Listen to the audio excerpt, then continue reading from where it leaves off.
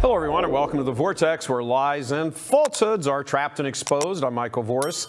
This Labor Day weekend marks the 15th anniversary of the Vortex, which means almost 4,000 individual episodes have been produced and aired and viewed tens of millions of times. Wow. In what has proven to be almost prophetic looking back at it now, the very first episode aired this weekend in 2008 and focused on then-candidate Obama and the push to subvert the faith and bring home the Catholic vote. What we had not clued into at that time was the bishop's complicity in all of that. We would come to understand that evil later. Democratic leaders, some of them Catholics, are modern-day King Herods, who, fittingly enough, used religion as well in his quest to keep hold of his power, and when the real Messiah was an infant, no less. And killing babies to hold on to power, this they call change. You know what, Senator? Keep the change. Christians don't kill babies. And for the rest of us, come November, remember Obama. Soft on terrorists, tough on fetuses. I'm Michael Voris. Originally, Vortex was not supposed to air until January 1st, 2009, but because of the Obama campaign, we decided to pull it ahead a few months in hopes of influencing at least some Catholics to not vote for him. It was a good effort, but obviously didn't stop Obama from getting elected. In fact, as proof of the collapse of the bishop's leadership and faith, a whopping 54% of U.S. Catholics voted for Obama in 2008. At one point, considering Obama's lack of any real experience or qualifications to be president, I actually threw my hat in the ring as well, being the first Catholic social media guy to do so. I say, if people can vote for you, then they should vote for me. We're only 2 weeks apart in age, Obama and me. Both of us were born in August of 1961. You spent time overseas as a child. So did I. My father was in the U.S. Air Force, and we lived abroad for a good number of years. You were a community activist in your younger years near Chicago. So was I. I organized student groups while at Notre Dame. You haven't finished one term in the U.S. Senate, and neither have I. So today, ladies and gentlemen, I happily announce my candidacy for President of the United States. And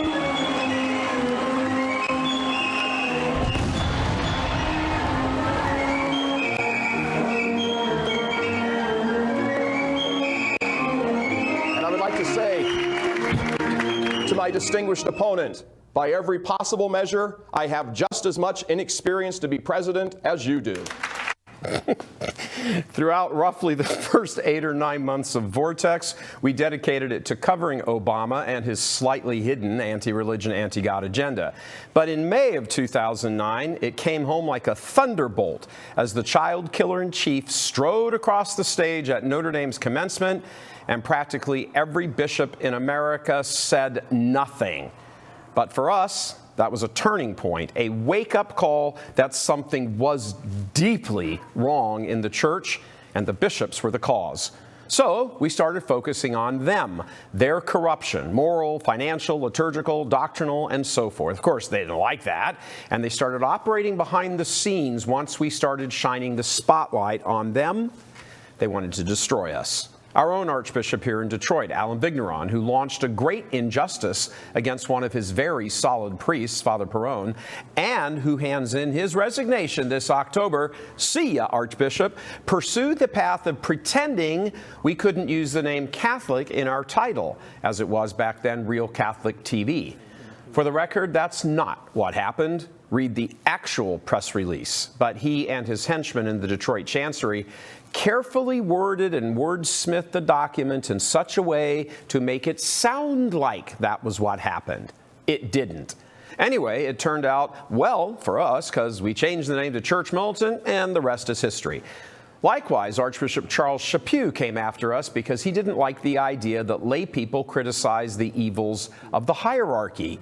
He privately emailed me with some of the most condescending language I've ever received in response to our report and Vortex on how Saul Alinsky had been so influential in corrupting the hierarchy and helping start up the social justice apparatus of the church. Can't be surprised by that. He actually went for Jimmy Carter's re-election campaign when he was in seminary, helped Jimmy Carter get re-elected. He's apologized for it since, but that's not nothing. When I responded to Chaput that he was wrong and being high-handed, the very next day he called some diocesan TV stations who were at the time airing our One True Faith programs right there, namely the Diocese of Fresno and Brooklyn, and ordered them to take it off the air. That happened the next day. They complied, of course, because they're going to bite the hand that feeds them. That story should be a warning to everyone that just because a given bishop speaks orthodoxy doesn't mean he's a stand-up guy. Not at all. Many of these men, even the orthodox-speaking ones, are petty, vindictive tyrants who are steeped in pride. And thus began the hierarchy's campaign against Church Militant. It's gone so far because of the hard blows we deliver in Vortex that multiple seminarians have told us that, while applying to various seminaries, they are asked if they follow Church Militant. That's a screen them out question. As the years passed, with thousands of Vortex episodes being aired, we began to see the intimate connection between the bishops and politics, U.S. politics, and how their greed and desire for power has helped bring about the crash of the culture. Of course, it takes two to tango, and what has become very apparent in the past 7 or so years is that the Democratic Party, which is who the bishops favor and carry their agenda for, is actually the Communist Party in the U.S. As affairs, events, and developments have unfolded in the light of Trump's 2016 campaign, his subsequent presidency, and the undermining of it by Obama holdovers, and the Biden administration's assaults against Catholics and political conservatives, it's now clear that too many of the bishops are in league with all of this. They are the greatest enemy to the U.S. Republic that you never knew that you had. It is fitting to refer to the USCCB as the United States Conference of Communist Bishops. They are beholden to the Communist Democrats for billions of tax dollars every year. They obviously have no supernatural faith. Many of them actually reject the notion of the deposit of faith. They have no regard for the real presence of our Lord in the Blessed Sacrament. They are awash in the blood of innocents, unborn, as well as tens of thousands of teenage male victims of their clergy they have covered up for and still do. See New Orleans Archbishop Amond, for example. They have bankrupted going on 36 dioceses to halt all the lawsuits by the victims. They have stashed away billions in assets in their secret holding like Catholic Mutual in Omaha. They are sitting atop vast fortunes in their diocesan endowments. They stole billions from the PPP funds at the beginning of COVID. The list of their crimes would make hell blush with shame. They have, in fact, overseen the greatest meltdown of the faith in church history. 1 out of every 8 Americans walking around today is a former Catholic. A point, however, that is worth noting, very important, while some Catholics, more and more, are coming to know all of this, most still don't, because the bishops have developed their own media apparatus to insulate them from the truth and the consequences of their evil. You will never see a story in mainstream Catholic media about the bishops getting billions from the U.S. government and using that money to foster illegal immigration and destroy the southern border. You will never see a story in the mainstream Catholic media highlighting any of these issues. In fact, from sources inside those circles, we know they have been instructed to never even mention the name Church Militant. That's a likely leftover directive from Archbishop Chaput, who before his retirement had managed to put his seal on that whole enterprise. But whether he is the brains behind the hate campaign against CM or just one of its implementers, the reality remains. For 15 years and thousands of Vortex episodes, we have struck out at their evil, their complicity, and their cowardice, and they just don't like it. They bless James Martin, the homosexualist Jesuit undermining the church's teaching at every turn. They endorse his books. They allow him to speak practically anywhere. He has developed a social media following of hundreds of thousands, yet they never denounce him. And somehow, Church Militant is labeled the enemy. Do seminaries ask potential recruits if they watch and listen to James Martin? For the record, being viewed as the enemy by this group of communist bishops is actually a badge of honor. The Vortex's emphasis on politics and the link between the hierarchy and communism even got us publicly denounced by name in an official Vatican publication a few years back. Church Militant has been in the vanguard, really shaping the narrative on all of this for years now. Actually, the tip of the spear. This cooperation between church leaders and communism is, note this, the single biggest threat to the faith, meaning at the end of the day, the damnation of millions, and it must be confronted and fought against. So are you mad?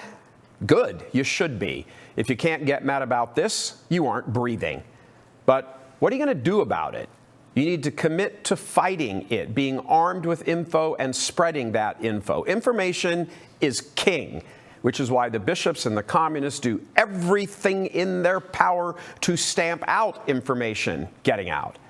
That's why we're asking you to help us by signing up for our $1 a day campaign, just $30 a month, to keep this invaluable work going. We choose to be in the electronic media, the visual media, because we know that it is the single most important driver in the culture, just as the communists know that. So please to commit just to $1 a day to help us keep informing as many people as possible. If you want an example of how you're helping us makes a difference, well, look no further than last month's press conference we held in D.C. along with our coalition partners at the Deposit of Faith Coalition, where we shined a much-needed spotlight on the bishops aiding and abetting the collapse of America by getting billions in funding to undermine border security. A month later, those efforts have produced more than 25 million impressions in social media through the reporting of political conservative outlets. 25 million impressions that would not have been there except for our labors, which of course are supported by you. So please today, help us inform the public by donating just $1 a day, which you can do by clicking on that provided link right there. Thank you in advance for keeping Church Militant the tip of the spear in fighting communism in and out of the church. God love you. I'm Michael Voris.